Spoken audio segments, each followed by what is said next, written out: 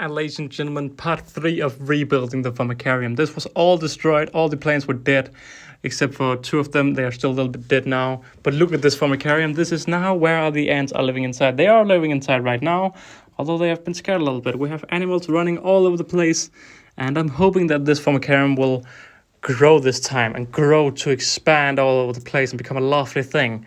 Although I have no idea, because last time, well, I hoped the same last time, and it did not work.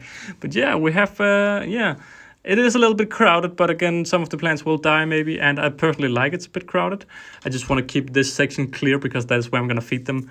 So yeah, it's also nice to see the nest entrance up here. But yeah, I'm super happy for the final result of the Formicarium remake over.